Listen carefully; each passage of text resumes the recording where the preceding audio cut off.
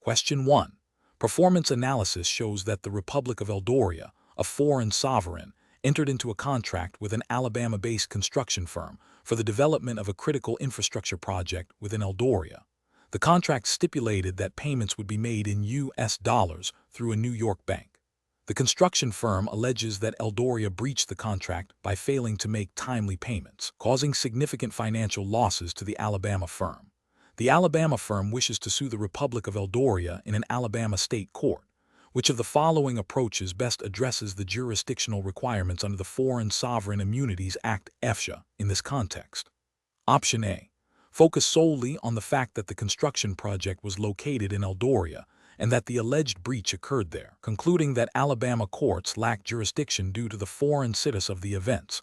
Option B. Analyze whether the Republic of Eldoria's actions in contracting with the Alabama firm and the subsequent alleged breach had a direct effect in the United States, specifically in Alabama, in connection with commercial activity, as contemplated by the commercial activity exception to sovereign immunity under the FSIA. Option C. Argue that the Alabama State Court has jurisdiction based on general principles of international comity and the fact that the contract was with an Alabama-based company, irrespective of the FSIA-specific exceptions. Option D. Assume that by entering into a contract with a U.S. company and agreeing to payment in U.S. dollars, the Republic of Eldoria implicitly waived its sovereign immunity under the FSIA. Correct answer is B. Analyze whether the Republic of Eldoria's actions in contracting with the Alabama firm and the subsequent alleged breach had a direct effect in the United States, specifically in Alabama, in connection with commercial activity, as contemplated by the commercial activity exception to sovereign immunity under the FSIA. Explanation. This scenario is professionally challenging because it requires a nuanced understanding of the Foreign Sovereign Immunities Act (FSIA) as applied in Alabama state courts, specifically when a foreign state asserts immunity. The core difficulty lies in correctly identifying the exceptions to sovereign immunity, which are narrowly construed. A misapplication of these exceptions can lead to improper assertion of jurisdiction over a foreign sovereign, violating international law and the FSIA itself. The correct approach involves a meticulous examination of the FSIA enumerated exceptions to determine if the actions of the Republic of Eldoria fall within any of them.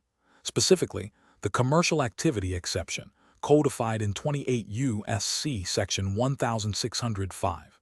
A.2, is the most likely avenue for asserting jurisdiction. This exception applies if the foreign state's conduct was carried on in the United States or had a direct effect in the United States in connection with commercial activity of the foreign state elsewhere.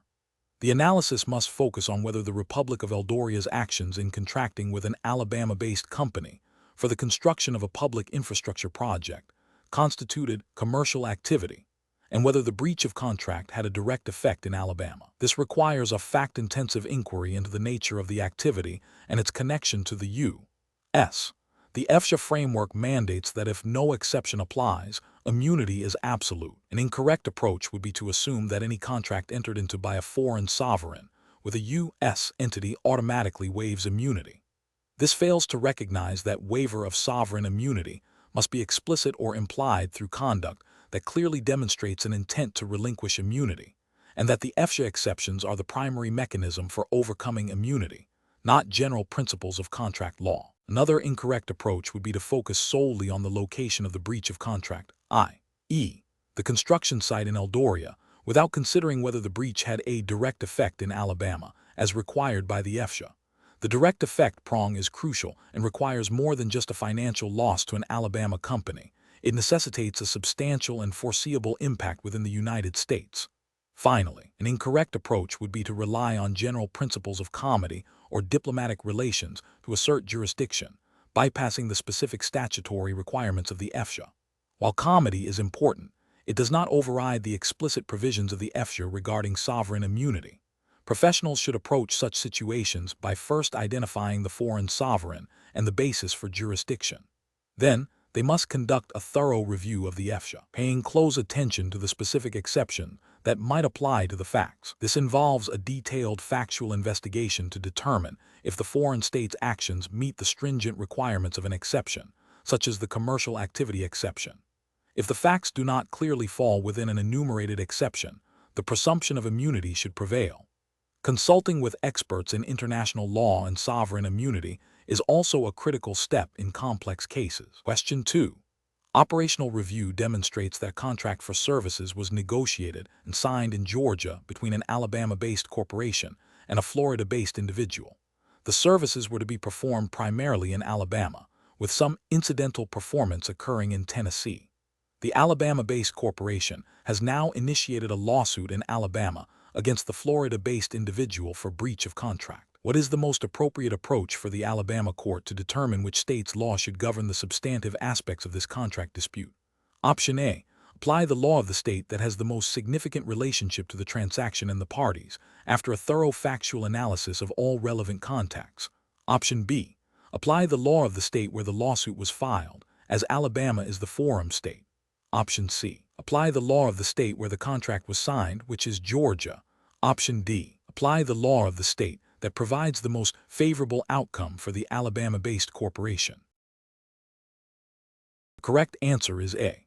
Apply the law of the state that has the most significant relationship to the transaction and the parties, after a thorough factual analysis of all relevant contacts. Explanation. This scenario presents a professional challenge because the legal team must navigate conflicting legal principles and potential ethical considerations when determining which state's law applies to a dispute arising from a contract with interstate elements. The core of the challenge lies in applying Alabama's choice of law rules to a situation where parties and performance may have connections to other states, requiring a nuanced understanding of the theories guiding this determination. Careful judgment is required to ensure the chosen law is applied consistently with Alabama's public policy and the principles of fairness and predictability. The best professional approach involves applying Alabama's established choice of law methodology, which, in contract disputes, often leans towards the most significant relationship test or a similar functional analysis. This approach requires a thorough examination of the factual connections to Alabama and any other potentially relevant states, considering factors such as the place of contracting, negotiation, performance, and the domicile, residence, nationality, or place of incorporation and place of business of the parties. By prioritizing the state with the most substantial interest in the dispute, this method aims to achieve predictability and fairness, aligning with the underlying goals of conflict of laws principles as interpreted within Alabama jurisprudence. This aligns with the ethical obligation to provide competent representation and to apply the law accurately. An incorrect approach would be to unilaterally apply the law of the state where the lawsuit was filed without a proper choice of law analysis, simply because it is the forum state. This ignores the fundamental principle that the forum state's law does not automatically govern the substantive rights and obligations of the parties, especially when those rights and obligations are rooted in another jurisdiction. Such an approach risks misapplying the law, leading to an unjust outcome and potentially violating professional duties of diligence and competence. Another incorrect approach would be to apply the law of the state with the most favorable outcome for the client, irrespective of the established choice of law rules. This constitutes forum shopping and is ethically problematic, as it prioritizes a desired result over the principled application of law. It undermines the integrity of the legal process and can lead to inconsistent and unpredictable legal outcomes, failing to uphold the professional duty to administer justice fairly. A further incorrect approach would be to apply the law of the state where the contract was signed, without considering the other significant contacts. While the place of contracting can be a factor, it is rarely the sole determinative element in modern choice of law analysis, particularly under Alabama's approach, which typically favors a more comprehensive assessment of relationships. Over-reliance on this single factor can lead to an arbitrary application of law and disregard for the state that may have a more compelling interest in the dispute. Professionals should approach such situations by first identifying all potentially relevant jurisdictions. Then, they must meticulously research and apply Alabama's specific choice of law rules for contract disputes. This involves a factual inquiry into the connections each state has to the contract and the parties, weighing the significance of each connection according to Alabama precedent. The ultimate goal is to select the law that Alabama courts would apply, ensuring a principled and predictable resolution. Question 3. The efficiency study reveals that your Alabama-based law firm is increasingly representing multiple clients in related but not directly adverse real estate development projects within the same county. While currently no direct conflicts exist, The projects share common infrastructure needs and potential zoning challenges that could lead to future disagreements or competing priorities. What is the most ethically responsible course of action for the firm? Option A. Conduct a thorough conflict check for each new matter. Identify any potential for future material limitation on representation due to shared infrastructure or zoning issues, and obtain informed consent, confirmed in writing, from all affected clients before proceeding with representation. Option B. Decline representation for any new development projects in the county that share any commonalities with existing client projects to avoid any possibility of future conflict. Option C. Inform the clients that while no direct conflict exists now, the firm will prioritize the interests of the client whose matter was initiated first if any future disagreements emerge. Option D. Proceed with representation as long as the client's interests are not directly adverse at the current stage, assuming that any future conflicts can be addressed if and when they arise. The correct answer is A. Conduct a thorough conflict check for each new matter. Identify any potential for future material limitation on representation due to shared infrastructure or zoning issues, and obtain informed consent, confirmed in writing, from all affected clients before proceeding with representation. Explanation. The efficiency study reveals a common challenge in legal practice: the potential for conflicts of interest to arise when a law firm represents multiple parties with potentially competing interests, even if those interests are not directly adverse at the outset. In Alabama, attorneys are bound by the Alabama Rules of Professional Conduct, which are paramount in guiding ethical decision-making. The core of this scenario lies in the attorney's duty of loyalty and the prohibition against representing clients where a concurrent conflict of interest exists, unless specific conditions are met. The best professional approach involves a thorough and proactive assessment of potential conflicts. This means not only identifying direct adversity, but also considering situations where representation of one client may materially limit the representation of another. In Alabama, Rule 1.7 of the Rules of Professional Conduct addresses concurrent conflicts of interest. This rule requires an attorney to determine if representation is prohibited. If it is not prohibited, the attorney must reasonably believe they can provide competent and diligent representation to each affected client, and each client must give informed consent, confirmed in writing. The most ethically sound approach is to recognize the potential for future conflict, even if not immediately apparent, and to err on the side of caution by seeking informed consent after full disclosure, or by declining representation if such consent cannot be obtained, or if the conflict is non-waivable. This upholds the duty of loyalty and ensures that client interests are not compromised. An approach that proceeds with representation without fully exploring the potential for future conflicts and obtaining informed consent is ethically deficient. This failure to adequately assess and address potential conflicts violates the attorney's duty to avoid representing clients where their representation may be materially limited by the attorney's responsibilities to another client. It also bypasses the requirement for informed consent, which is a cornerstone of client autonomy and ethical representation under Alabama law. Another unacceptable approach is to assume that because the client's interests are not directly adverse at the moment, no conflict exists. This overlooks the dynamic nature of legal matters and the potential for interests to diverge as a case progresses. Such an assumption can lead to a breach of the duty of loyalty and may result in the attorney being unable to zealously advocate for one client without prejudicing the other. Finally, an approach that prioritizes the firm's business interests or the convenience of continuing representation over the ethical obligations to clients is fundamentally flawed. The Alabama Rules of Professional Conduct clearly place client interests and ethical duties above the firm's economic considerations. Professionals should adopt a systematic process for conflict checking that goes beyond identifying immediate adversity. This involves understanding the nature of each client's matter, anticipating potential areas of disagreement or competing interests, and consulting the relevant Alabama Rules of Professional Conduct. When a potential conflict is identified, the professional should engage in open and honest communication with all affected clients, fully disclosing the nature of the conflict and its potential implications. The decision to proceed with representation should only be made after obtaining informed consent, confirmed in writing, or if the conflict is deemed non-waivable, in which case representation must be declined. Question 4.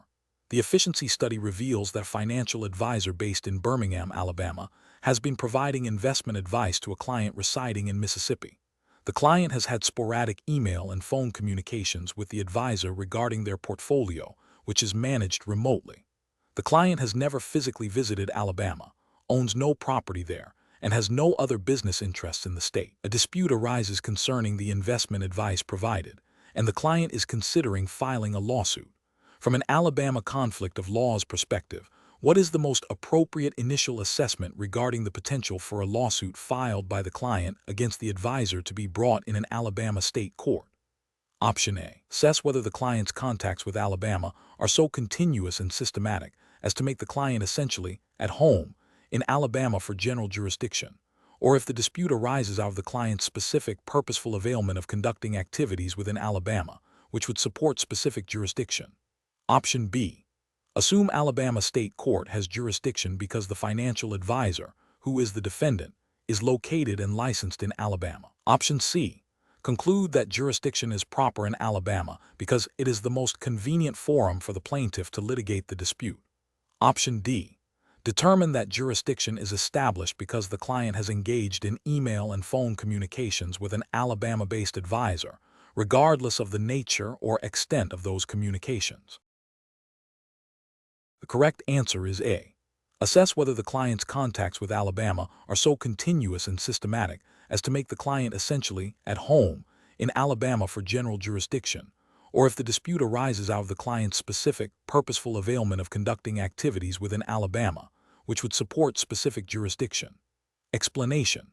The efficiency study reveals a complex jurisdictional challenge for a financial advisor in Alabama. The scenario is professionally challenging because it requires the advisor to navigate the nuances of Alabama's conflict of laws principles, specifically distinguishing between general and specific jurisdiction, to determine where a lawsuit could legitimately be filed against their client. Misinterpreting these principles could lead to significant legal and financial repercussions for both the advisor and the client, including defending a lawsuit in an inconvenient or improper forum, potentially incurring substantial costs, and facing adverse judgments.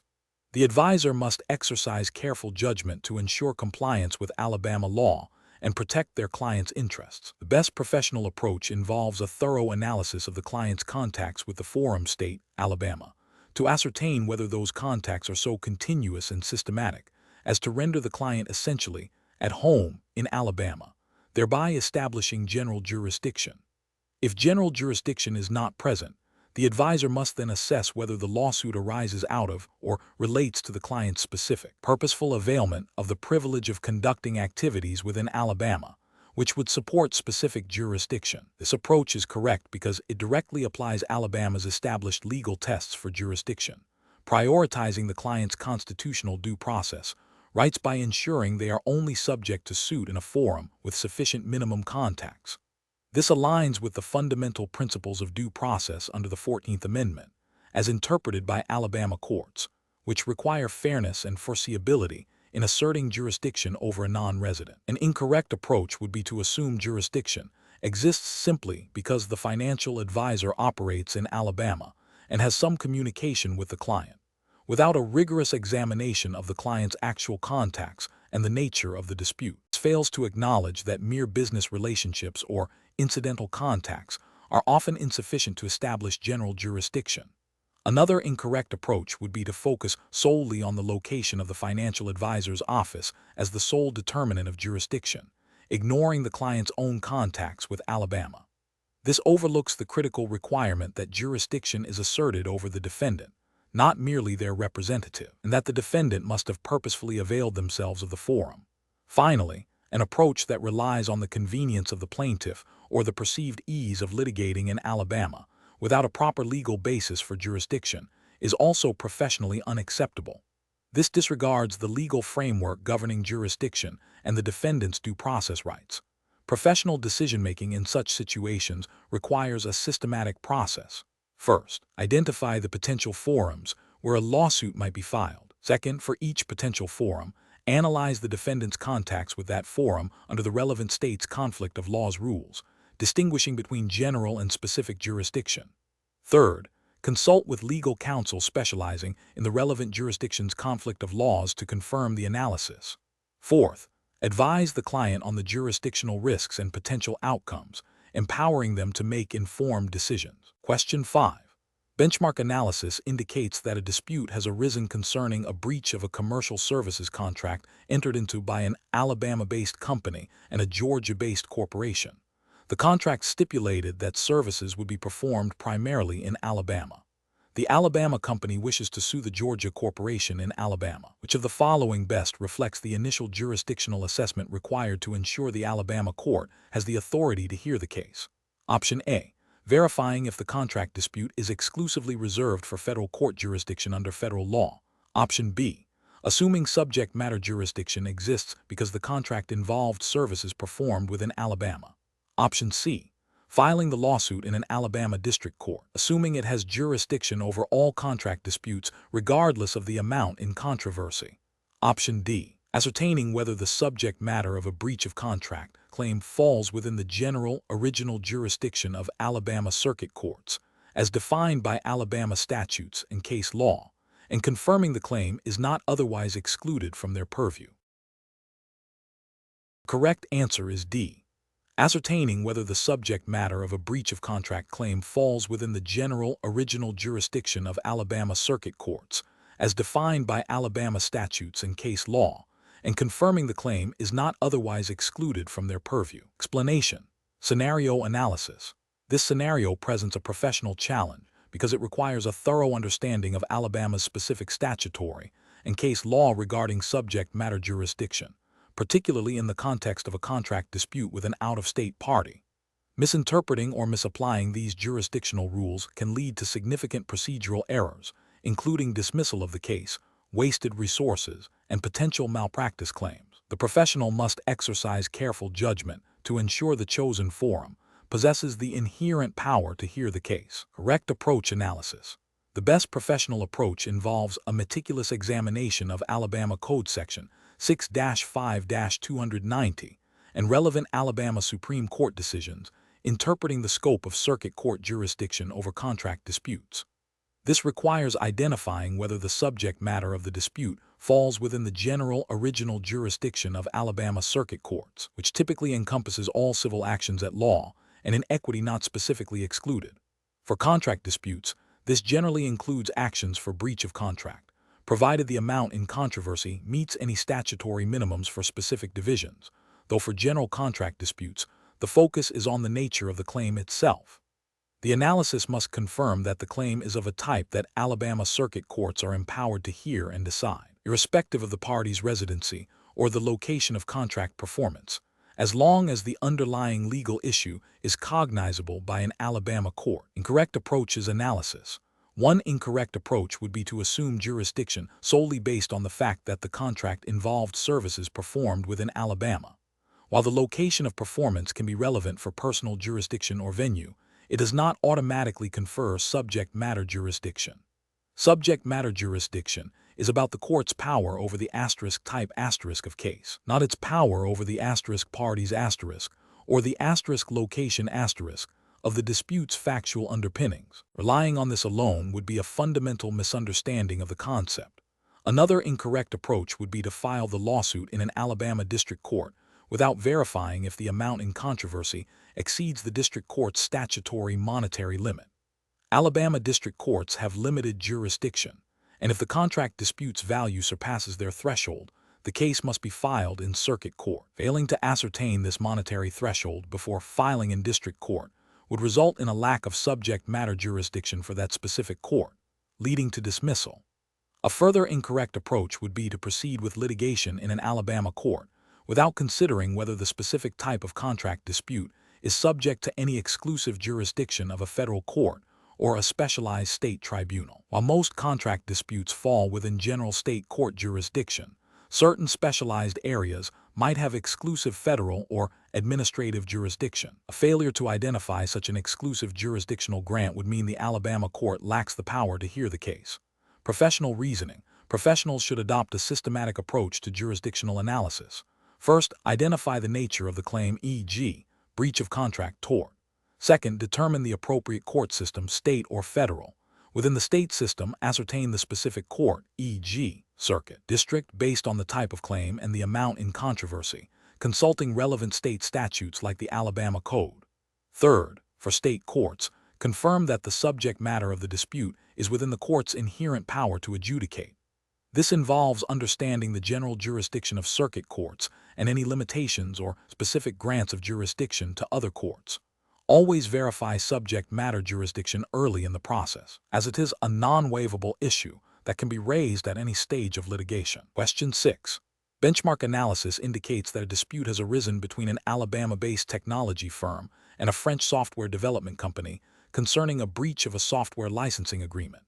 The agreement was negotiated via email and video conferences, with the final contract being signed electronically by both parties. The software was to be developed remotely by the French company and delivered digitally to the Alabama firm. A significant portion of the alleged breach occurred due to the French company's failure to meet performance standards outlined in the agreement, which were to be assessed by the Alabama firm. The French company has no physical offices, employees, or registered assets in Alabama. Considering Alabama's jurisdictional requirements, which approach best addresses the establishment of personal jurisdiction over the French company? Option A. Assume jurisdiction is proper because the contract was negotiated and signed electronically, implying a virtual presence within Alabama sufficient for jurisdictional purposes. Option B. Assert jurisdiction based on the fact that the Alabama firm is a resident of Alabama, and the contract was intended to be performed, at least in part, by the Alabama firm's assessment of the software's performance within the state. Option C. Argue for jurisdiction based on the convenience of the Alabama firm, as litigating in France would be significantly more burdensome and costly for the plaintiff. Option D. Conduct a detailed analysis of the French company's purposeful availment of Alabama's laws and economic benefits through its contractual relationship, focusing on whether the company deliberately engaged in activities directed towards Alabama that would make it foreseeable to be sued there, and whether exercising jurisdiction would be fair and reasonable. The correct answer is D. Conduct a detailed analysis of the French company's purposeful availment of Alabama's laws and economic benefits through its contractual relationship, focusing on whether the company deliberately engaged in activities directed towards Alabama that would make it foreseeable to be sued there, and whether exercising jurisdiction would be fair and reasonable. Explanation. This scenario presents a professional challenge due to the inherent complexities of establishing jurisdiction in Alabama when a dispute involves parties and events spanning multiple countries. The core difficulty lies in navigating Alabama's jurisdictional rules in conjunction with international legal principles, ensuring that any judgment rendered by an Alabama court would be recognized and enforceable abroad, and that the chosen forum is appropriate and fair to all parties. Careful judgment is required to avoid procedural missteps that could lead to dismissal, protracted litigation, or unenforceable outcomes. The best approach involves a thorough analysis of Alabama's long-arm statute and constitutional due process requirements, specifically focusing on whether the defendant has sufficient minimum contacts with Alabama such that the defendant purposefully avails itself of the privilege of conducting activities within the state, thus invoking the benefits and protections of its laws. This requires examining the nature and quality of the defendant's contacts, the foreseeability of being hailed into an Alabama court, and whether exercising jurisdiction would offend traditional notions of fair play and substantial justice.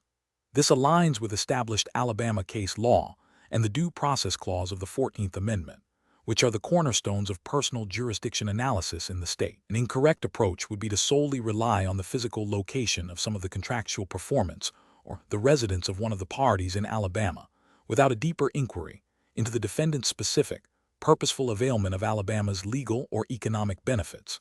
This fails to satisfy the minimum contacts requirement, as jurisdiction cannot be based on the mere fortuity of a contract's subject matter being present in the state or the plaintiff's domicile. Such an approach risks violating due process by asserting jurisdiction over a defendant with insufficient ties to Alabama, leading to a lack of personal jurisdiction and dismissal of the case. Another incorrect approach would be to assume that because the contract was negotiated, even partially, with an Alabama-based entity, jurisdiction is automatically established. This overlooks the critical distinction between a party's business dealings and whether those dealings create a sufficient nexus with Alabama for jurisdictional purposes. The negotiation process itself, without more, may not constitute purposeful availment if the defendant did not actively seek out or benefit from Alabama's laws or market. Finally, an approach that prioritizes convenience for the Alabama-based plaintiff over the defendant's due process rights is professionally unacceptable. While convenience is a factor in forum non-convenience analysis, it cannot override the fundamental requirement of minimum contacts. Asserting jurisdiction solely for the plaintiff's convenience, without a proper jurisdictional basis over the defendant, would be an overreach and a violation of the defendant's constitutional rights. Professionals should employ a systematic decision-making process that begins with identifying the relevant jurisdictional statutes and case law in Alabama. This should be followed by a detailed factual investigation into the defendant's contacts with Alabama, assessing whether these contacts are systematic, continuous, and purposeful. The analysis must then apply the minimum contacts test and the fair play and substantial justice consideration to determine if exercising jurisdiction is constitutionally permissible.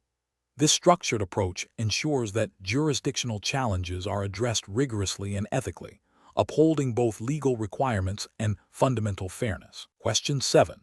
Governance review demonstrates that a recent international agreement, duly ratified by the United States Senate and concerning the regulation of interstate commerce, appears to conflict with an existing Alabama statute governing the same commercial activities. What is the legally mandated approach for an Alabama-based business operating within this regulated sector? Option A. Prioritize compliance with the Alabama statute, arguing that state laws governing interstate aspects of commerce should take precedence within the state's borders. Option B. Seek an advisory opinion from the Alabama Attorney General's office to determine which law should be followed, without immediately ceasing or altering regulated activities. Option C. Interpret the international agreement in a manner that harmonizes it with the Alabama statute, even if this interpretation stretches the plain meaning of the treaty's text. Option D. Adhere to the provisions of the ratified international agreement, as treaties ratified by the United States are the supreme law of the land and preempt conflicting state laws. The correct answer is D. Adhere to the provisions of the ratified international agreement, as treaties ratified by the United States are the supreme law of the land and preempt conflicting state laws. Explanation.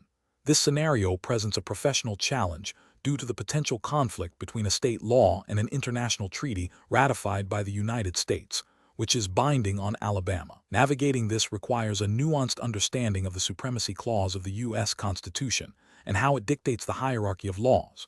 The core issue is determining which legal instrument takes precedence when they appear to diverge on a matter of interstate commerce regulation. The correct approach involves recognizing that treaties, once ratified by the U.S. Senate, become the supreme law of the land, equivalent to federal statutes.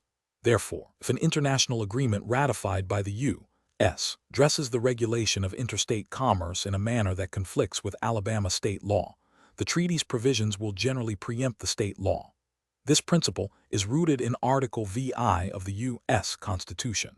Professionals must prioritize adherence to the ratified treaty's terms, as failing to do so could lead to legal challenges and undermine the United States' international obligations. An incorrect approach would be to solely rely on Alabama state law without considering the potential impact of ratified international agreements.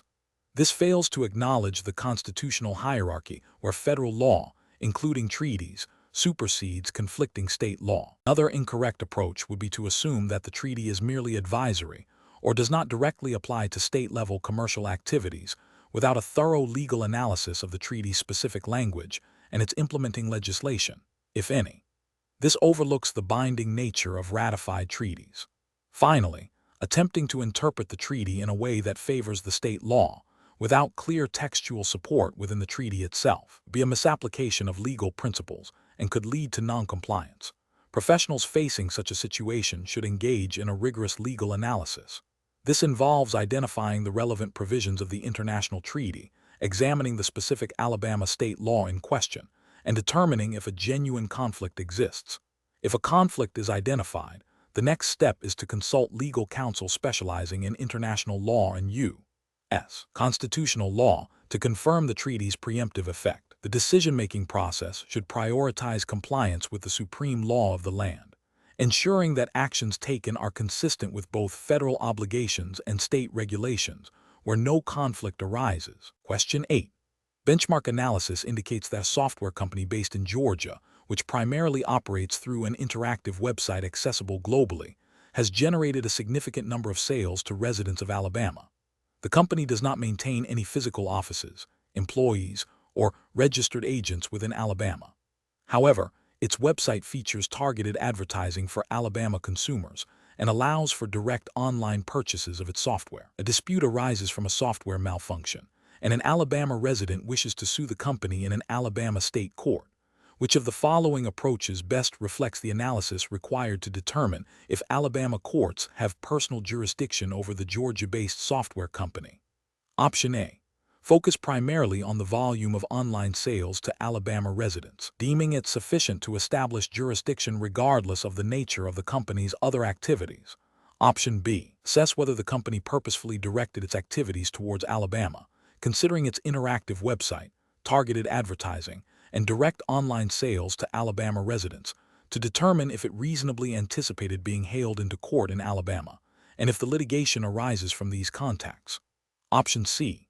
Conclude that Alabama courts lack jurisdiction because the company has no physical presence, such as an office or employees, within the state of Alabama. Option D. Determine jurisdiction based on the convenience of the Alabama resident plaintiff to litigate the matter in Alabama. Correct answer is B. Assess whether the company purposefully directed its activities towards Alabama, considering its interactive website, targeted advertising, and direct online sales to Alabama residents, to determine if it reasonably anticipated being hailed into court in Alabama, and if the litigation arises from these contacts. Explanation. Scenario analysis. This scenario presents a professional challenge because it requires a nuanced application of Alabama's minimum contacts test in a situation where a business operates primarily online, but has some physical presence and customer interactions within the state. Determining whether these contacts are sufficient to establish personal jurisdiction over a non-resident defendant is critical to ensuring due process and preventing unfair litigation. The challenge lies in distinguishing between isolated or fortuitous contacts and those that demonstrate purposeful availment of the forum state's benefits. Correct approach analysis. The best professional approach involves a thorough examination of the defendant's activities in Alabama, focusing on whether the defendant purposefully directed its activities towards Alabama. This requires assessing if the defendant intentionally sought to serve the Alabama market, if its actions were directed at residents of Alabama, and if the litigation arises out of or relates to those contacts. Alabama courts, following Supreme Court precedent, look for substantial connections that indicate the defendant should reasonably anticipate being hailed into court there. This approach aligns with the Due Process Clause's requirement that jurisdiction be based on minimum contacts, such that maintaining the suit does not offend traditional notions of fair play and substantial justice. Incorrect approaches analysis. One incorrect approach would be to solely focus on the volume of online sales to Alabama residents. While online sales are a factor, they are not determinative on their own. If these sales are merely passive, with no active solicitation or targeting of Alabama residents, they may not constitute purposeful availment. Relying solely on this metric risks oversimplifying the analysis and potentially asserting jurisdiction where it is not constitutionally permissible. Another incorrect approach would be to dismiss the case solely because the defendant lacks a physical office or employees in Alabama. The minimum contacts test does not require a physical presence. A defendant can establish sufficient contacts through online activities that are purposefully directed at the state, such as interactive websites that allow for transactions with Alabama residents, or targeted advertising within Alabama. A further incorrect approach would be to consider the convenience of the plaintiff as the primary factor. While convenience is a component of the fair play and substantial justice analysis, it is secondary to the defendant's minimum contacts with the forum state. Jurisdiction cannot be established simply because it is more convenient for the plaintiff to sue in Alabama. Professional reasoning. Professionals should approach such cases by first identifying all potential contacts the defendant has with Alabama. This includes both physical and online interactions. Then, they must critically evaluate whether these contacts demonstrate purposeful availment of the privilege of conducting activities within Alabama, thus invoking the benefits and protections of its laws. The analysis should then consider whether the cause of action arises out of or relates to these contacts. Finally, the court's assessment of reasonableness. considering factors like the burden on the defendant, Alabama's interest in adjudicating the dispute, and the plaintiff's interest in obtaining relief should be applied. This systematic, contact-centric approach ensures adherence to constitutional due process requirements. Question 9. The evaluation methodology shows that in a personal injury lawsuit filed in Alabama, where the plaintiff was injured in a car accident that occurred in Georgia due to the alleged negligence of a driver domiciled in Tennessee, which approach best aligns with Alabama's conflict of laws principles regarding lex loci delicti. Option A. Applying the substantive tort law of the state where the plaintiff is domiciled, as that is where the harm is ultimately felt. Option B. Applying the substantive tort law of Georgia, as it is the place where the alleged tortious act and resulting injury occurred. Option C. Applying the substantive tort law of Alabama, as it is the forum state where the lawsuit was filed. Option D. Applying the substantive tort law of Tennessee, based on the domicile of the allegedly negligent driver. The correct answer is B. Applying the substantive tort law of Georgia, as it is the place where the alleged tortious act and resulting injury occurred. Explanation. The evaluation methodology shows that this scenario is professionally challenging due to the inherent complexities of applying Alabama's conflict of laws principles, specifically the lex loci delicti rule, when a tort occurs across state lines. Determining the governing law requires a precise understanding of Alabama's judicial interpretation of this doctrine, which can be nuanced when facts involve multiple jurisdictions. Careful judgment is required to avoid misapplying the law, potentially leading to incorrect outcomes for the parties involved and undermining the predictability of Alabama's legal system. The correct approach involves a thorough analysis of the facts to identify where the tortious act or injury occurred, or where the most significant contacts are located, in accordance with Alabama's established precedent on lex loci delicti.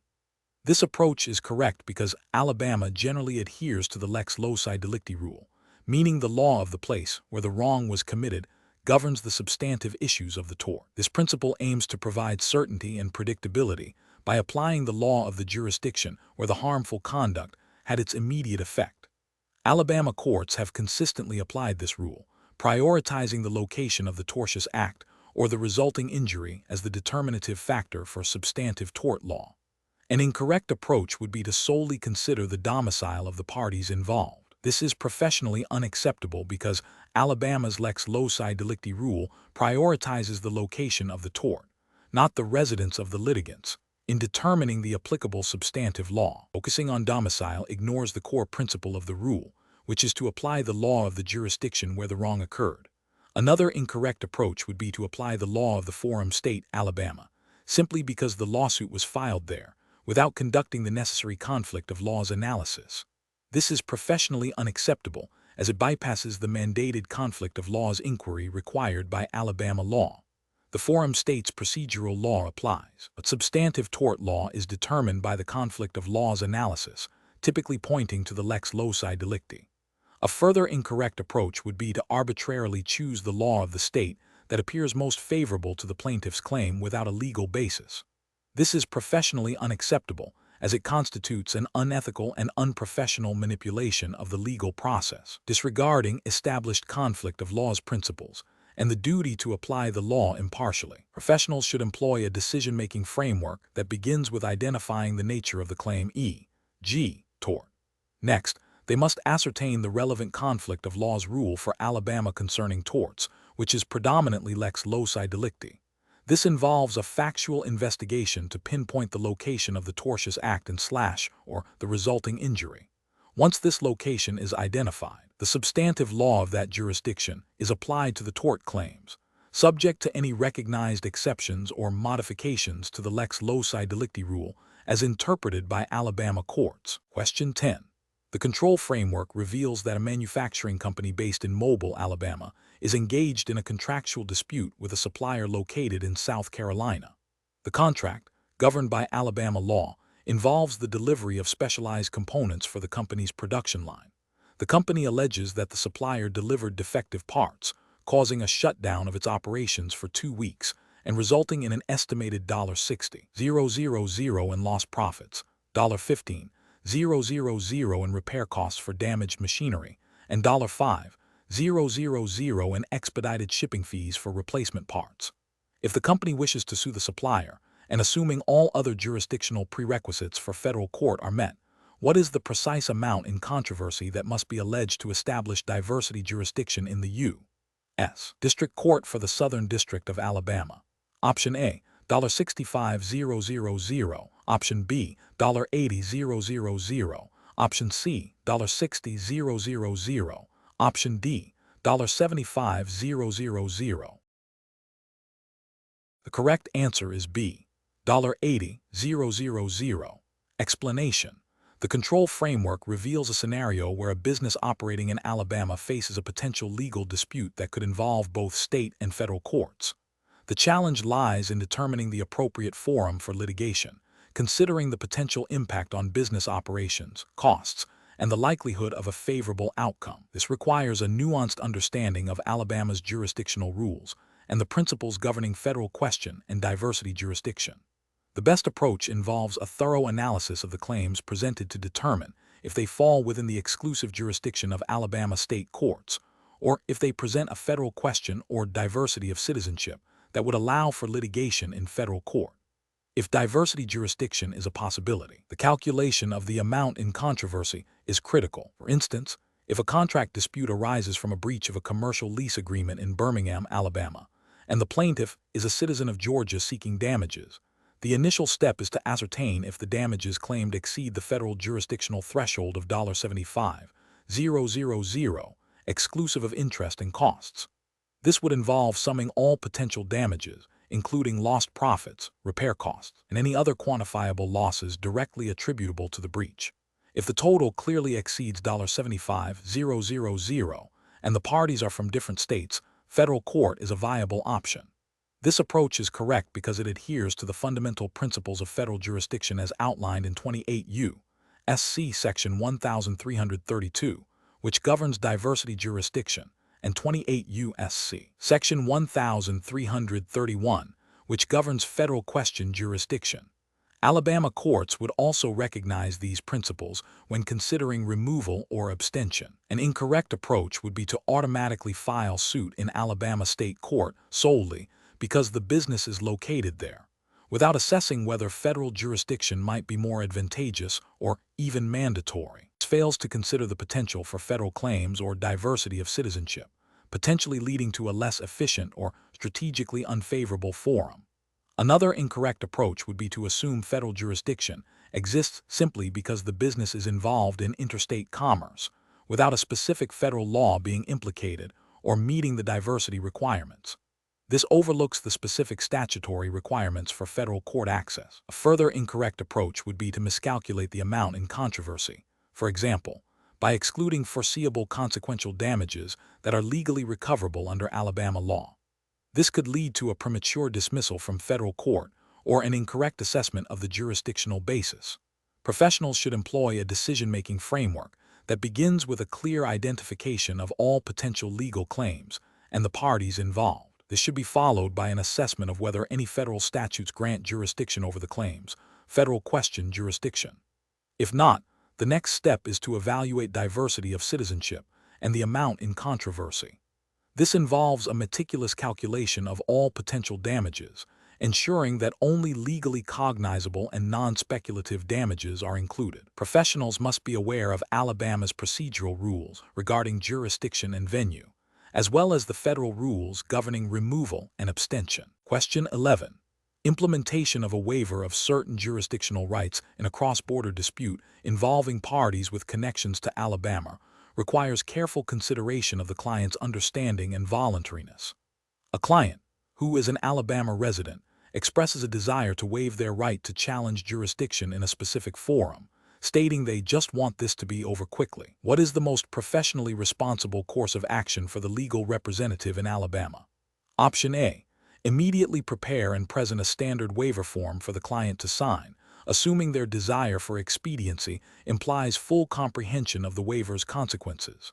Option B. Advise the client that waiving jurisdictional rights is generally not advisable and proceed with challenging jurisdiction, unless they explicitly and repeatedly insist on waiving it after a minimal explanation. Option C. Rely on the client's statement that they just want this to be over quickly, as sufficient indication of their understanding and consent to waive jurisdictional rights without further explanation. Option D. Engage in a detailed discussion with the client to explain the specific jurisdictional rights being waived, the implications of such a waiver on future legal recourse, and confirm their understanding and voluntary assent before proceeding with any waiver documentation. The correct answer is D. Engage in a detailed discussion with the client to explain the specific jurisdictional rights being waived, the implications of such a waiver on future legal recourse, and confirm their understanding and voluntary assent before proceeding with any waiver documentation. Explanation. This scenario presents a professional challenge because it requires navigating the delicate balance between a client's expressed wishes and the legal requirements for valid consent in Alabama, particularly when those wishes might be influenced by external pressures or a misunderstanding of the implications. The professional must exercise careful judgment to ensure that any waiver of rights is truly informed and voluntary, adhering strictly to Alabama's conflict of laws principles regarding consent and waiver. The correct approach involves a thorough, documented process of explaining the implications of the waiver to the client, ensuring comprehension, and confirming voluntariness. This aligns with Alabama law's emphasis on informed consent, which necessitates that a party understands the nature of the rights they are relinquishing and the consequences of doing so.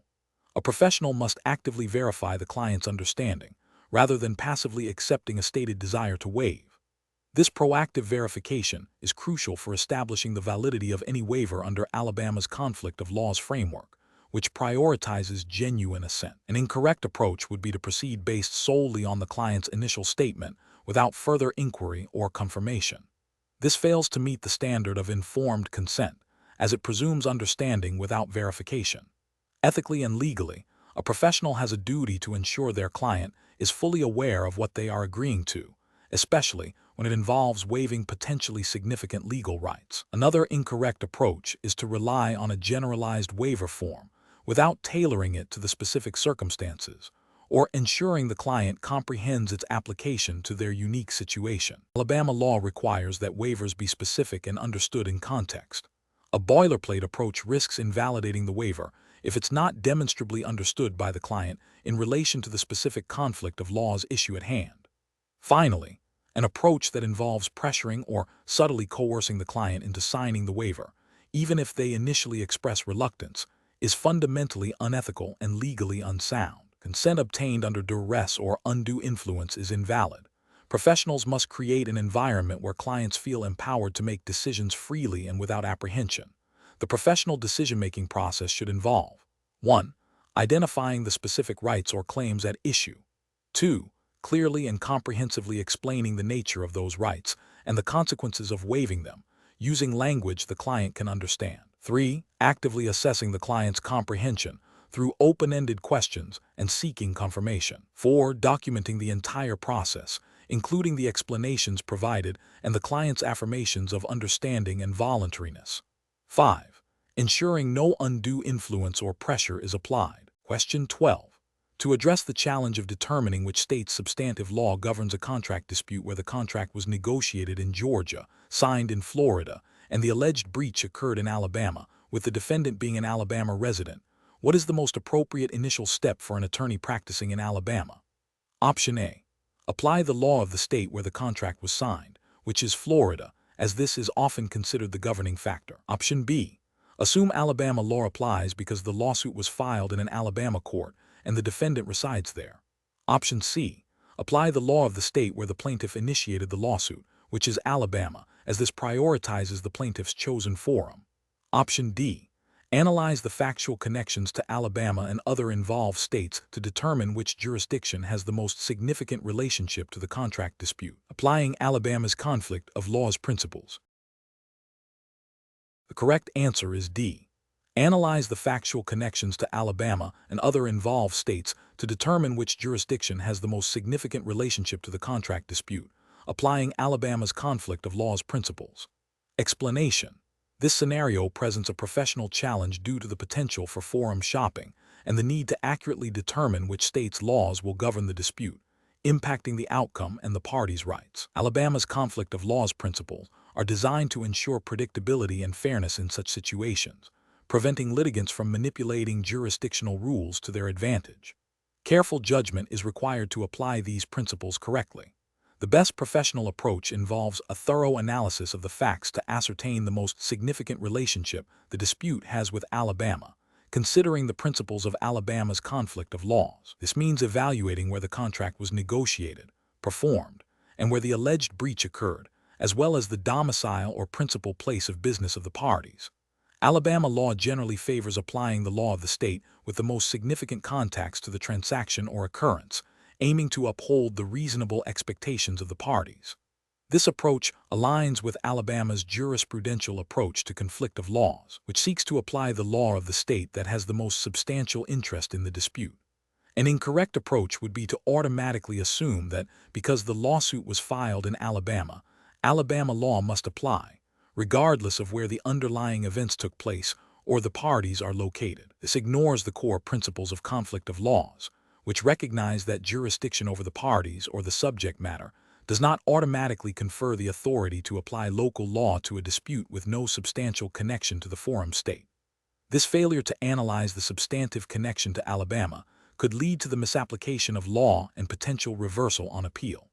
Another incorrect approach would be to apply the law of the state where the contract was signed, without further analysis of performance or breach. While the place of contracting can be a factor, it is not determinative in Alabama's conflict of laws analysis if other states have more significant contacts with the dispute. Relying solely on the place of signing without considering the entirety of the contractual relationship and the location of the alleged breach would be an oversimplification and could lead to an incorrect choice of law. A further incorrect approach would be to apply the law of the state where the plaintiff resides, simply because they initiated the lawsuit in Alabama. The plaintiff's residence is only one factor among many and does not automatically grant their chosen forum the right to apply its law to a dispute that may have occurred elsewhere and involves parties with no substantial ties to Alabama. This approach prioritizes the plaintiff's convenience over the substantive legal interests of all parties and the principles of conflict of laws. Professionals should employ a decision-making framework that begins with identifying the core legal issue and the potential for conflicting laws. They must then meticulously gather all relevant factual information pertaining to the transaction or occurrence. This factual matrix should then be analyzed through the lens of Alabama's established conflict of laws rules, focusing on identifying the state with the most significant relationship to the dispute. This systematic approach ensures that the choice of law is grounded in established legal principles and the specific facts of the case, rather than procedural happenstance or convenience. Question 13. The review process indicates a dispute has arisen concerning a commercial lease agreement. The lessor is an Alabama corporation, and the lessee is a Delaware corporation.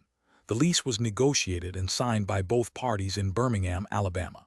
The lease premises are located in Mobile, Alabama, and the lease explicitly states that it shall be governed by the laws of Alabama. However, the lessee has filed a lawsuit in a Delaware court, arguing that Delaware law should apply due to its corporate domicile. Considering Alabama's conflict of laws principles, which approach best resolves which state's law should govern the lease agreement. Option A. Apply the law of the state that would provide the most favorable outcome for the party that drafted the lease agreement to ensure contractual intent is upheld. Option B. Apply the law of the state where the lawsuit is filed, as this is the forum state and its procedural rules often dictate the substantive law applied. Option C. Apply the law of the state that has the most significant relationship to the transaction and the parties, considering factors such as the place of contracting, negotiation, domicile of the parties, and place of performance. Option D. Apply the law of the state where the lessee is incorporated, as this party is initiating the lawsuit and its domicile is a key factor. The correct answer is C. Apply the law of the state that has the most significant relationship to the transaction and the parties, considering factors such as the place of contracting, negotiation, domicile of the parties, and place of performance. Explanation. The review process indicates a scenario where a contract dispute arises between parties domiciled in different states, but the contract itself was negotiated and signed in Alabama, and the performance is to occur in Alabama. The core challenge lies in determining which state's law will govern the interpretation and enforcement of the contract. Alabama, like other jurisdictions, employs the most significant relationship test to resolve such conflicts of laws. This test requires a court to identify the state with the most substantial connection to the transaction and the parties. The professional challenge is to accurately apply this test, considering various connecting factors, to ensure a just and legally sound outcome, avoiding the pitfalls of misapplying the test which could lead to an incorrect choice of law and potentially an unjust result for one of the parties. The most significant relationship approach, which prioritizes the state with the most substantial connection to the contract and the parties, is the correct and legally mandated approach in Alabama for conflict of laws. This involves a careful weighing of factors such as the place of contracting, the place of negotiation, the domicile of the parties, and the place of performance. In this scenario, Alabama has strong connections as the place of negotiation, signing, and intended performance. This approach is correct because it aligns with Alabama's established conflict of laws principles, aiming to apply the law of the state that has the greatest interest in the dispute and the most significant contacts. An approach that solely focuses on the domicile of one of the parties, without considering other connecting factors like the place of contracting or performance, is incorrect. This fails to acknowledge Alabama's substantial interest in regulating contracts formed and to be performed within its borders. Such an approach would violate the most significant relationship test by giving undue weight to a single factor and ignoring the totality of the circumstances. Another incorrect approach would be to automatically apply the law of the state where the lawsuit is filed, regardless of where the contract was formed or is to be performed. While forum shopping is a consideration, the governing law is determined by the conflict of laws analysis, not simply the location of the court. This approach disregards Alabama's specific conflict of laws rules and the principle of applying the law of the jurisdiction with the most significant relationship to the issue. Finally, an approach that arbitrarily chooses the law of the state that appears most favorable to the party initiating the legal action is professionally unacceptable and ethically unsound. This constitutes forum shopping and undermines the integrity of the legal process. The determination of governing law must be based on objective application of conflict of laws principles, not on strategic advantage. Professionals should approach such situations by first identifying the conflict of laws issue. Then, they must meticulously gather all relevant facts concerning the contract and the parties' connections to each potential jurisdiction. The next step is to apply the most significant relationship test, systematically evaluating each connecting factor as prescribed by Alabama law. This involves weighing the relative importance of each factor in light of the policies underlying the substantive law of each state. Finally, the jurisdiction with the most significant relationship is identified, and its law is applied to resolve the dispute. Question 14. Examination of the data shows that contract between an Alabama-based company and a Georgia-based company contains a clause stipulating that the laws of South Carolina shall govern any disputes arising from the agreement. The contract was negotiated and signed in Georgia, and the subject matter involves services to be performed primarily in Tennessee. If a dispute arises and litigation is initiated in Alabama, what is the most appropriate legal analysis regarding the choice of law clause? Option A. Apply Alabama law without further analysis, as the litigation is taking place in an Alabama court. Option B. Apply the law of South Carolina as stipulated in the choice of law clause, provided that its application does not violate a fundamental public policy of Alabama and South Carolina has a reasonable relationship to the transaction. Option C. Disregard the choice of law clause and apply Alabama law because one of the parties is an Alabama-based company. Option D. Ignore the choice of law clause and proceed with a forum selection analysis to determine the applicable substantive law. The correct answer is B. Apply the law of South Carolina as stipulated in the choice of law clause, provided that its application does not violate a fundamental public policy of Alabama and South Carolina, has a reasonable relationship to the transaction. Explanation. This scenario presents a professional challenge due to the potential for conflicting legal interpretations and the need to uphold contractual integrity while respecting Alabama's public policy. The core issue revolves around determining which jurisdiction's law should govern a contract when a choice of law clause is present, but potentially clashes with Alabama's fundamental principles. Careful judgment is required to avoid unintended legal consequences and ensure the enforceability of the agreement.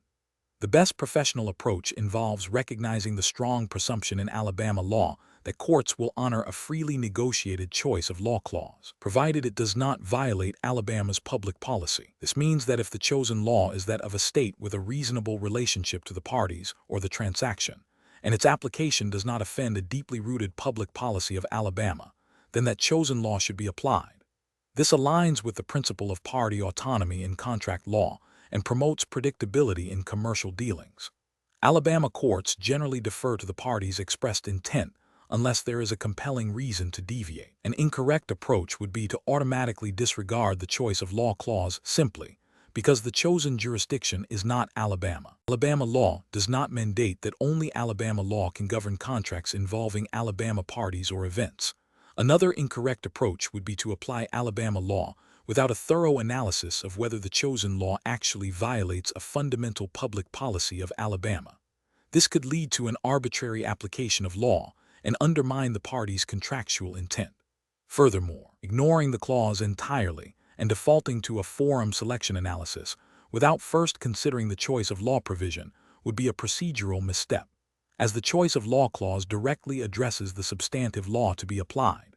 Professionals should approach such situations by first identifying the choice of law clause and the jurisdiction it designates. They must then conduct a conflict of laws analysis under Alabama's rules, which typically involves determining if the chosen jurisdiction has a reasonable relationship to the contract, and if applying the chosen law would violate a fundamental public policy of Alabama. If no such violation exists, the chosen law should be applied. If a violation is found, then Alabama courts would likely apply Alabama law. This systematic approach ensures adherence to contractual agreements while safeguarding the integrity of Alabama's legal principles. Question 15. Upon reviewing a dispute arising from a contract for the sale of specialized industrial machinery between a manufacturer based in Georgia and a buyer located in Alabama, where the contract is silent on governing law, what is the most appropriate initial step for an Alabama-based legal counsel to take to determine the enforceability of the contract under Alabama's Uniform Commercial Code, UCC? Option A. Apply general principles of contract law without specific reference to the UCC, as the transaction involves a sale of goods between parties in different states. Option B. Conclude that the law of the buyer's state, Alabama, automatically governs the contract simply due to the buyer's domicile. Option C. Analyze Alabama's conflict of laws rules to ascertain whether Alabama law, including its adoption of the UCC, governs the transaction, considering factors such as the place of performance and the location of the subject matter. Option D. Assume that Georgia law applies because the seller, the manufacturer of the machinery, is located in Georgia, and therefore consult Georgia's UCC.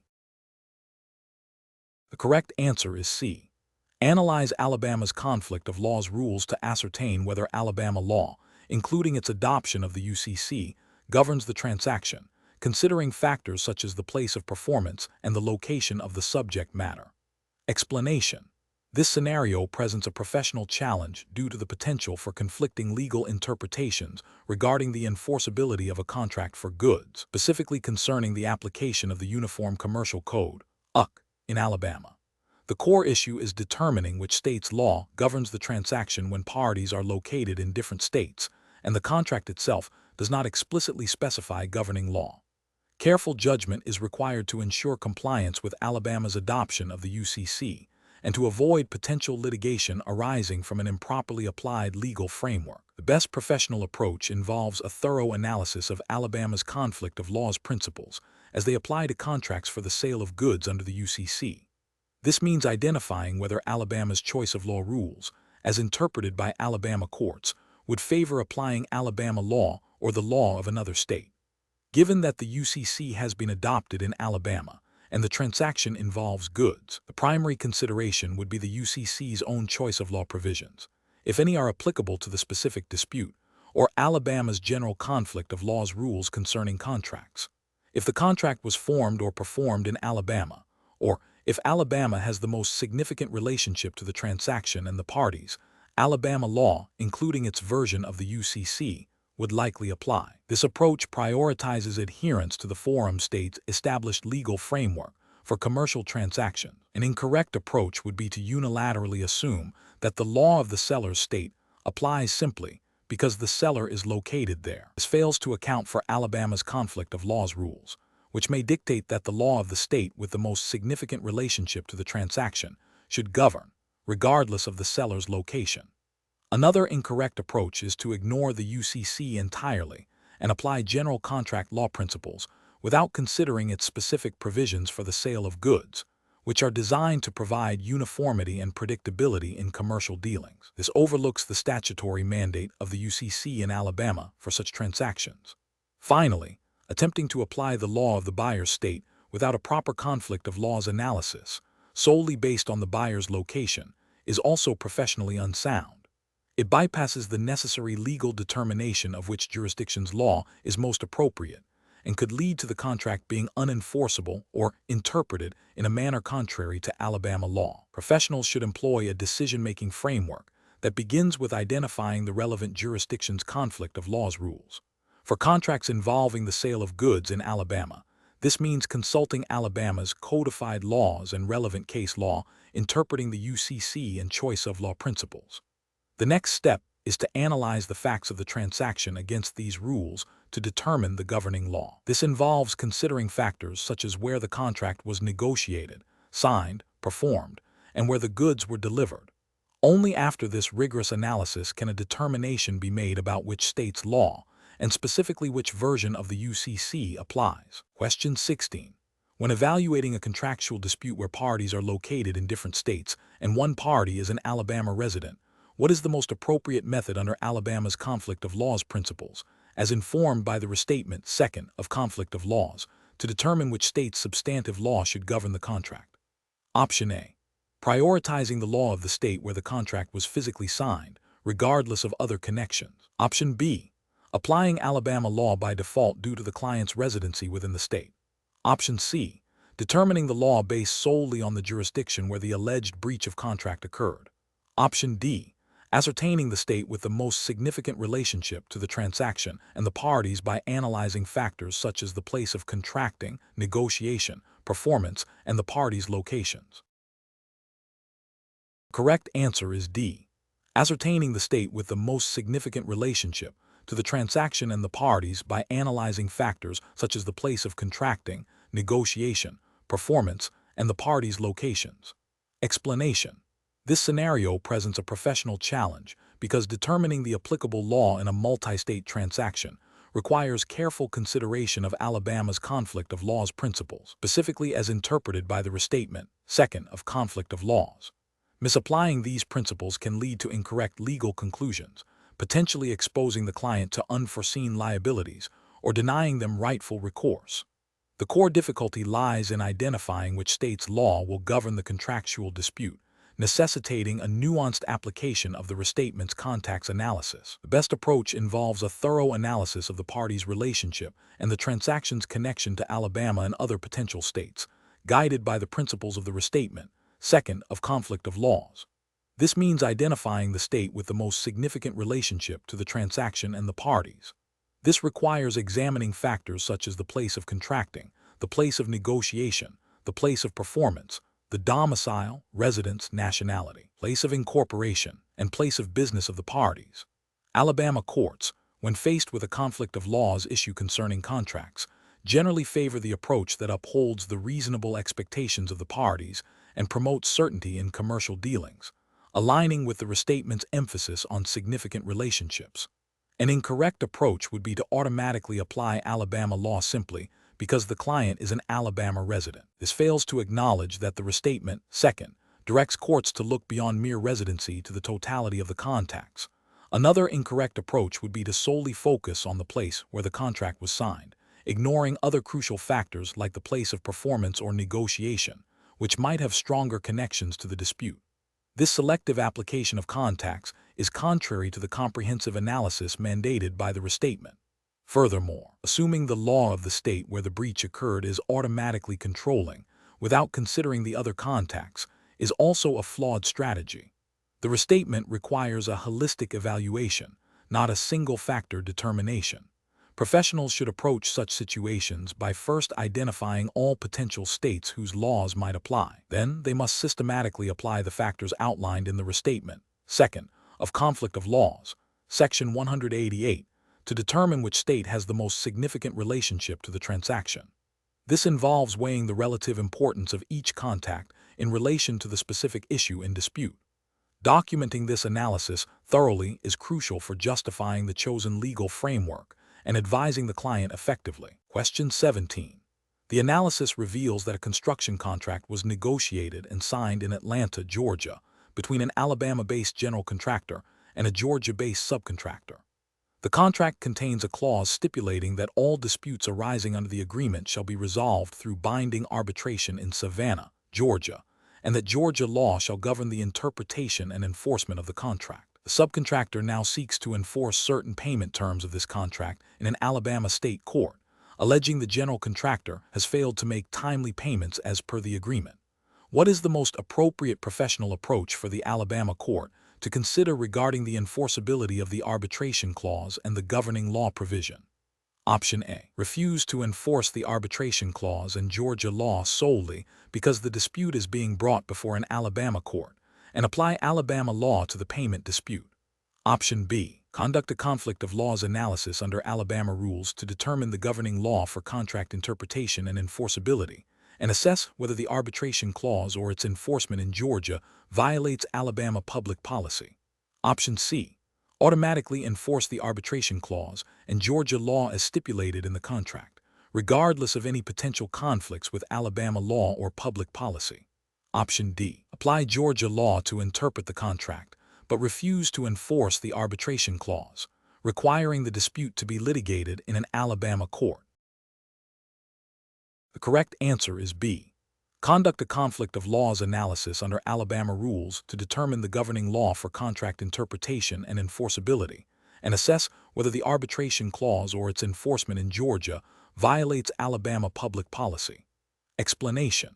The analysis reveals a scenario that is professionally challenging due to the inherent complexities of interstate contract enforcement in Alabama, particularly when the contract's governing law is from a different state. The core difficulty lies in determining which state's laws will apply to the enforceability of the contract and its specific clauses, and how Alabama courts will interpret and apply those foreign laws. This requires a nuanced understanding of Alabama's conflict of laws principles, specifically its approach to choice of law and the subsequent enforcement of foreign judgments or contractual provisions. Careful judgment is required to avoid misapplying legal principles, leading to incorrect outcomes and potential professional liability. The best professional approach involves a thorough examination of Alabama's conflict of laws rules to ascertain the governing law for contract interpretation and enforceability. This includes identifying whether Alabama follows a lex loci contractus, law of the place of contracting, lex loci solutionis, law of the place of performance, or a more modern approach like the most significant relationship test, as articulated in cases like Ex parte Jim Walter Holmes, Inc. The professional must then assess if the specific clause in question violates Alabama public policy, which is a key limitation on the enforcement of foreign law or contracts. If the clause does not offend Alabama public policy and the chosen law is properly determined, then seeking enforcement in Alabama, while acknowledging potential procedural hurdles, is the correct path. This aligns with the principle of comity, where Alabama courts generally respect the laws and judgments of other states unless there is a strong public policy reason not to. An incorrect approach would be to assume that because the contract was formed in Georgia, Georgia law will automatically govern all aspects of enforceability in Alabama without any conflict of laws analysis. This ignores Alabama's own procedural rules and substantive public policy considerations. Another incorrect approach is to immediately refuse enforcement solely because the contract originated in another state, without conducting the necessary conflict of laws analysis to determine the applicable law and whether any Alabama public policy is violated. This demonstrates a failure to understand the principles of interstate legal recognition and comity. Finally, attempting to apply Alabama law directly to interpret and enforce the contract without first determining the governing law through Alabama's conflict of laws framework is also an improper approach, as it bypasses the essential analytical steps required in such a situation. Professionals should employ a structured decision-making process. First, identify the forum state Alabama and the foreign element Georgia contract. Second, determine Alabama's conflict of laws rules for contracts. Third, apply these rules to ascertain the governing law. Fourth, Analyze the specific contractual provision at issue under the determined governing law. Fifth, consider whether the provision violates Alabama's fundamental public policy. Sixth, if enforcement is sought in Alabama, understand the procedural requirements for enforcing a contract governed by foreign law or a foreign judgment. Question 18. Comparative studies suggest that when a contract dispute arises with potential connections to multiple states, a legal professional practicing in Alabama must carefully consider which jurisdiction's laws will govern. If a contract was negotiated in Georgia, signed in Florida, and was to be performed entirely in Alabama, and a dispute arises concerning the interpretation of a specific clause regarding payment terms, what is the most appropriate method for determining the governing law under Alabama's conflict of laws framework? Option A. Apply Alabama law automatically, as the lawsuit has been filed in an Alabama court, and the forum state's law is generally presumed to apply. Option B. Analyze the contract under Alabama's conflict of laws rules, applying the most significant relationship test by evaluating factors such as the place of negotiation, place of contracting, place of performance, and the domicile or place of business of the parties to determine which state has the most substantial interest in the dispute. Option C. Determine the governing law solely based on the state where the contract was physically signed, as this is typically considered the place of contracting and therefore the most relevant jurisdiction. Option D. Apply the law of the state where the alleged breach of contract occurred, as this is the location where the dispute's cause of action arose. The correct answer is B. Analyze the contract under Alabama's conflict of laws rules, applying the most significant relationship test by evaluating factors such as the place of negotiation, place of contracting, place of performance, and the domicile or place of business of the parties to determine which state has the most substantial interest in the dispute. Explanation. This scenario is professionally challenging because it involves a dispute with potential connections to multiple states, raising complex questions about which state's laws should govern the interpretation and enforcement of the contract. Navigating these jurisdictional complexities requires a thorough understanding of Alabama's conflict of laws principles to ensure the legal proceedings are conducted in the appropriate forum and under the correct substantive law, thereby protecting the client's interests and upholding the integrity of the legal process. The best approach involves a meticulous analysis of Alabama's established conflict of laws rules, specifically focusing on the most significant relationship test as applied to contract disputes. This test requires examining various connecting factors, such as the place of contracting, the place of negotiation, the place of performance, and the domicile, residence, nationality, place of incorporation, and place of business of the parties.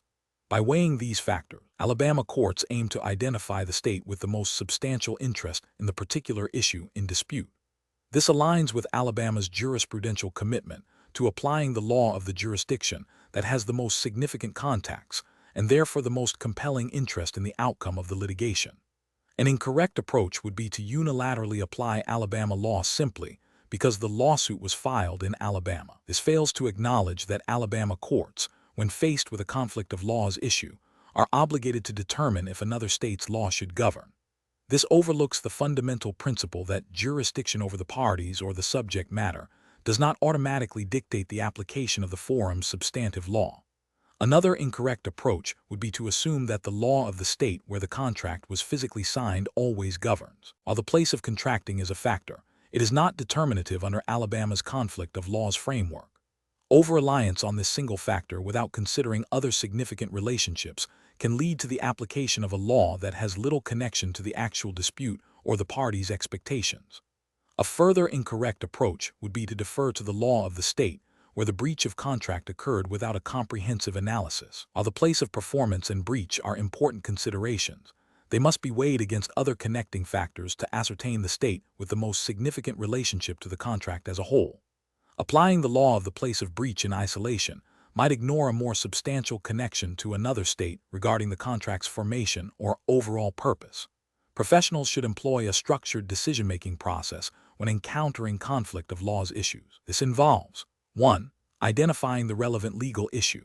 2. Determining if a true conflict of laws exists by comparing the substantive laws of potentially applicable jurisdictions. 3. Applying Alabama's choice of law rules to select the governing law. And 4. Applying the chosen substantive law to the facts of the case. This systematic approach ensures that all relevant factors are considered and that the decision is grounded in established legal principles, promoting fairness and predictability. Question 19. The investigation demonstrates that a company based in Birmingham, Alabama, entered into a commercial agreement with a vendor located in Jackson, Mississippi. The contract explicitly states that it shall be governed by and construed in accordance with the laws of the state of Mississippi. The Birmingham company is now seeking to enforce certain provisions of this contract in an Alabama court, alleging a breach by the Mississippi vendor. Considering Alabama's conflict of laws principles, what is the most appropriate approach for the Alabama court to take regarding the enforcement of this contract? Option A. The Alabama court should apply Alabama law to the contract, as the enforcement action is being brought within its jurisdiction, regardless of the party's choice of law. Option B. The Alabama court should primarily consider the convenience of the Alabama-based company in bringing the lawsuit and enforce the contract based on that factor. Option C. The Alabama court should refuse to enforce the contract, as it was formed under the laws of another state, and the dispute involves parties from different states. Option D. The Alabama court should apply Mississippi law to determine the validity and enforceability of the contract, exercising comity unless enforcement would violate a strong public policy of Alabama. Correct answer is D. The Alabama court should apply Mississippi law to determine the validity and enforceability of the contract, exercising comity unless enforcement would violate a strong public policy of Alabama. Explanation. The investigation demonstrates a scenario where a business operating in Alabama is considering whether to enforce a contract governed by the laws of Mississippi, which was entered into with a Mississippi-based entity. The core challenge lies in determining the extent to which Alabama courts will recognize and enforce a contract validly formed under Mississippi law, particularly when the enforcement action is initiated in Alabama.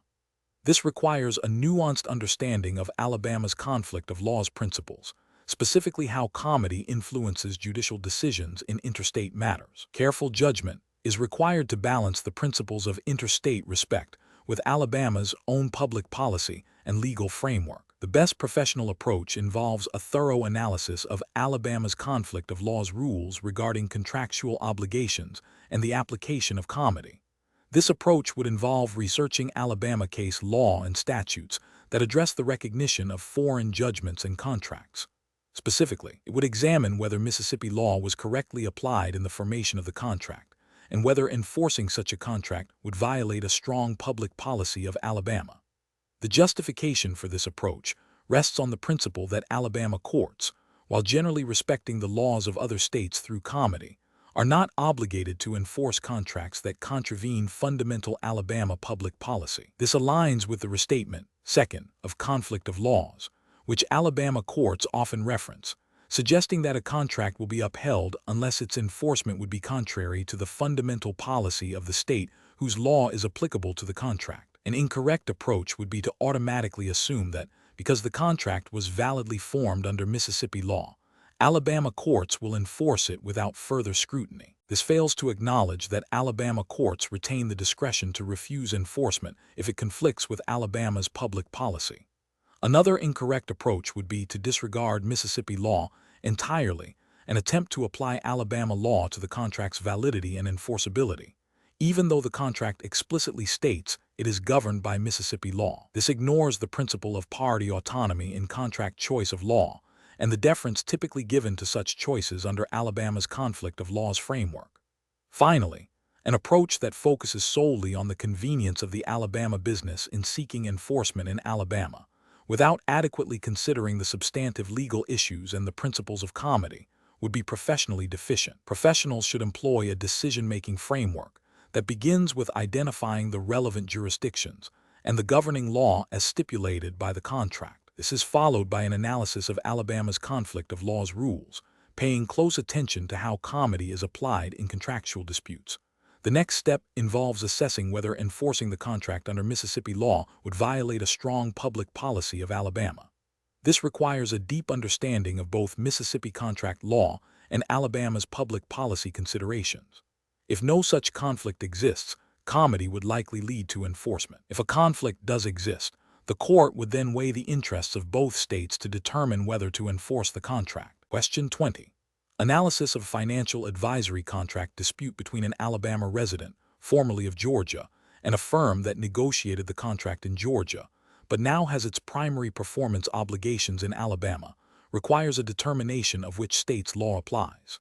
If the contract contained a clause stating, "This agreement shall be governed by the laws of the state where the client resides at the time of any dispute," and the client now resides in Alabama, how should an Alabama court determine the governing law, considering the potential for conflicting legal theories? Option A. The court should apply the law of the state that offers the most favorable outcome for the client, regardless of the specific legal connections. Option B. The court should apply the most significant relationship test, weighing factors such as the place of contracting, negotiation, performance, and the domicile and residence of the parties to determine which state has the strongest interest in the dispute. Option C. The court should apply Alabama law simply because the client is now an Alabama resident, and the lawsuit is likely to be filed there. Option D. The court should strictly apply the law of Georgia, as it was the state where the contract was negotiated and signed. The correct answer is B. The court should apply the most significant relationship test, weighing factors such as the place of contracting, negotiation, performance, and the domicile and residence of the parties to determine which state has the strongest interest in the dispute. Explanation. Analysis of this scenario is professionally challenging because it requires a financial advisor in Alabama to navigate conflicting legal principles when determining which state's law governs a contractual dispute involving a client who has moved from Georgia to Alabama. The advisor must apply the correct choice of law theory to ensure compliance with Alabama's conflict of laws framework, thereby protecting the client and avoiding potential legal repercussions. The best professional practice involves applying the most significant relationship test, as adopted by Alabama. This approach mandates a thorough examination of the factual connections between the dispute and each jurisdiction. Factors to consider include the place of contracting, the place of negotiation, the place of performance, the domicile, residence, nationality, and place of incorporation of the parties, and the location of the subject matter of the contract. The court will weigh these factors to determine which state has the most substantial interest in the outcome of the litigation.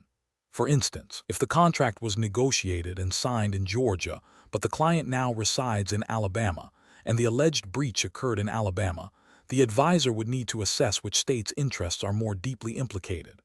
This method, rooted in the Restatement, Second, of Conflict of Laws, Section 188, is favored in Alabama for its flexibility and its focus on achieving a just result by identifying the jurisdiction with the strongest ties to the transaction. An incorrect approach would be to rigidly apply the law of the state where the contract was originally signed, without considering subsequent events or the domicile of the parties. This lex loci contractus rule, while historically significant, is often superseded by more modern approaches that account for evolving relationships and interests. Relying solely on this outdated rule would ignore Alabama's current jurisprudential stance and could lead to an unjust outcome if the state with the original contract has little remaining connection to the dispute. Another incorrect approach would be to apply the law of the state where the lawsuit is filed without a proper analysis of the contacts. This lex fori approach, while sometimes relevant, is not the primary determinant for choice of law in contractual disputes in Alabama. It fails to engage with the substantive interests of the states involved and can lead to forum shopping, where parties choose a jurisdiction based on favorable laws rather than genuine connections. A further incorrect approach would be to arbitrarily choose the law that appears most favorable to the client without a reasoned legal basis. This is ethically unsound and legally impermissible. The choice of law must be based on established legal principles and a careful analysis of the relevant contacts, not on a subjective preference or a desire to achieve a particular outcome without proper justification. The professional decision-making process for similar situations should involve 1. Identifying the core legal issue, e.g., breach of contract. 2. Recognizing that conflict of laws exists due to the parties or the subject matter's connection to multiple jurisdictions. 3. Consulting Alabama's conflict of laws rules to determine the applicable choice of law theory, in this case, the most significant relationship test. 4. Systematically evaluating the factual connections to each relevant state against the factors outlined in the chosen theory. 5. Applying the chosen theory to determine which state's law should govern the dispute. 6. documenting the analysis and the basis for the choice of law decision.